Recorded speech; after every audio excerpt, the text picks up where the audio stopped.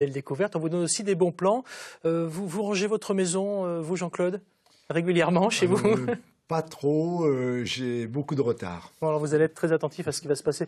Et vous, Timothée? Oui, parce que c'est bon pour l'esprit et le corps. Oui, alors ça c'est facile à dire. Ouais. Bon, alors c'est vrai que le bonheur est parfois dans le pré. Il est aussi dans une maison bien rangée. Vous allez nous expliquer un petit peu tout ça et comment vous allez faire ça, s'il vous plaît. Écoutez, moi je voulais vous parler d'une méthode qui a été créée par une japonaise qui s'appelle Marie Kondo. Elle a créé une méthode, elle est passionnée de rangement. Donc voilà, et donc elle a créé une méthode de rangement. Elle nous promet que ça va changer notre vie, en fait. Donc comment ça se passe? En fait, pour elle, tout simplement, un rangement spectaculaire de la maison, ça va entraîner des changements spectaculaires dans notre vie, qu'elle soit familiale, professionnelle. Changer notre vie carrément. Absolument. Je sais, c'est un petit peu comme ça, on se dit, bon, oui. ça semble, on est un peu sceptique. On n'y croit pas trop. On est sceptique, mais en fait, sa philosophie, c'est que vivre dans une maison bien ordonnée, ça va influer de manière positive sur notre vie. Et désencombrer sa maison, c'est aussi désencombrer son esprit. Et on a un psy sur le plateau, alors. Vous êtes d'accord, Jean-Claude? Oui, sûrement. Bon, on va philosopher là-dessus. Ok. En quoi ça consiste, la méthode de Marie Kondo?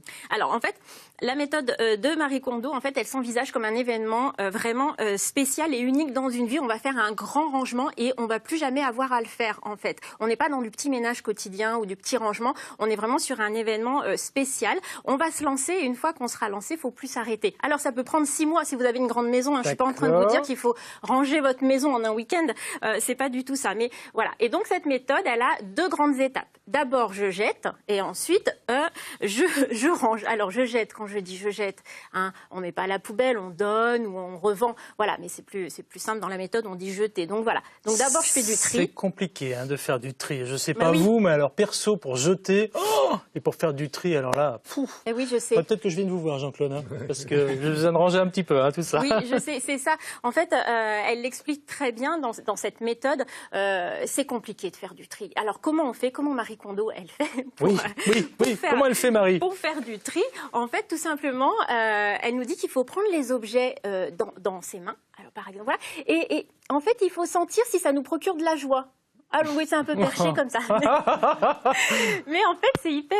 on est beaucoup dans l'émotion dans cette méthode. Donc, je prends mon objet. Est-ce que je suis contente en le voyant? Non. Alors, c'est très binaire. Si j'éprouve de la joie, je le garde. Sinon, je le jette. En gros. Donc voilà. C'est souvent plus rationnel que ça, je vous le cache pas. C'est souvent est-ce qu'il me va encore ou est-ce qu'il me va plus? Oui, dans les faits, on fait ça. Mais en fait, du coup, elle nous dit que vraiment, l'idée de cette méthode, c'est finalement... au final, il faut s'entourer des objets qui nous procurent de la joie. C'est ce qui va faire que dans notre tête, on va être épanoui dans notre maison.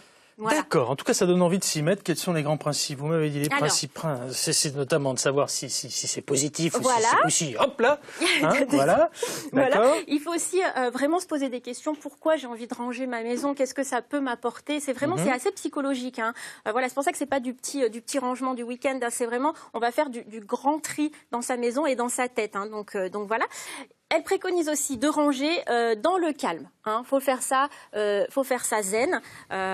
Pourquoi? Parce qu'on va vraiment instaurer un dialogue intérieur finalement en se demandant si les objets on a envie de les garder ou pas. Donc faut faire ça zen. C'est vrai qu'on a plutôt tendance, moi quand je fais le ménage, un petit Beyoncé. Moi c'est un donf avec la musique. Un donf, au secours les voisins. Là c'est à proscrire. On fait ça dans le calme, mais plutôt le matin parce que bon vous êtes matinalier aussi. Vous savez le matin on a plus d'énergie, on est plus efficace. Donc on fait ça. Oui, mais après une bonne sieste grâce à Jean-Claude, oui, tout va bien. Alors voilà. Donc ça c'est formidable. Oui, on a le droit de faire la sieste pendant le rangement aussi. Donc voilà. Okay. Écoutez, moi je vous ai fait vite, des petits exemples. On va ranger en moins de 2 minutes. Alors, la garde-robe, c'est un des postes essentiels dans cette méthode-là parce que finalement, c'est souvent on empile les vêtements n'importe comment. Donc là, on proscrit, on va plier les vêtements à la verticale. L'idée, c'est qu'ils tiennent tout seuls et pouvoir les ranger comme ça pour avoir... Montrez-moi comment on plie. Alors ça, c'est impressionnant. Alors, je vous fais voir. Petit t-shirt. Petit t-shirt, petite taille. Jolie petite fille. C'est quoi son prénom? Juliette. Elle est mignonne. Quel âge elle a? 8 ans. Très jolie. Elle a un petit frère, une petite sœur? Non. C'est gentil. Salut le papa aussi. Moi je suis comme ça. Donc allez, voilà. on plie. Alors on plie. En fait, l'idée c'est de faire vraiment un rectangle. Comme ça.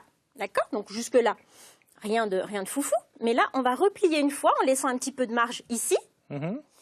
Je replie une fois.